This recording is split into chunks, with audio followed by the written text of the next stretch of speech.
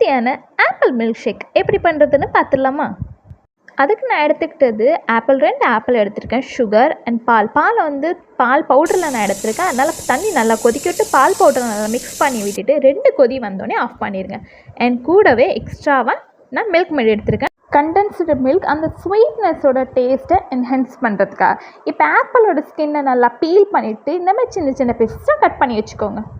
இப்போ ஒரு கிரைண்டர் ஜாரில் நம்ம கட் பண்ணி வச்சுக்க ஆப்பிள் எல்லாத்தையும் போட்டு இது கூடவே சுகர், உங்களுக்கு தேவையான அளவுக்கு சுகர் போட்டுட்டு milk mat 1 spoon milk mat 1 spoon sugar போட்டிங்கன்னா உங்களுக்கு டேஸ்ட்டு கட்டாக்கும். இல்லாட்டி உங்கள் டேஸ்ட்டுக்கு அக்கார்டிங்க நீங்கள் எடுத்துக்கலாம். ஃபஸ்ட்டு இதை மட்டும் நல்லா திக்காக கிரைண்ட் பண்ணி எடுத்துகிட்டு இப்போ காய்ச்சின பாலை நல்லா ஆறுனதுக்கப்புறம் இதில் போட்டு ஒரு கிரைண்ட் பண்ணி எடுத்துக்கோங்க. இப்போ வேறு இதில் ட்ரான்ஸ்ஃபர் பண்ணிவிட்டு அதில் நான் ஸ்லைசஸாக கட் பண்ணி வச்சுக்க பாதாம் போட்டு நல்லா மிக்ஸ் பண்ணி அதுலேயே ஐஸ் க்யூப் போட்டுக்கலாம். இல்லாட்டி ஃப்ரிட்ஜில் வச்சு கூட சில்லுன்னு குடிக்கலாம். ஜூஸு மில்க் ஷேக்லாம் சில்லுன்னு குடித்தா தானே நல்லாயிருக்கும். ட்ரை பண்ணி பாருங்கள். Have it.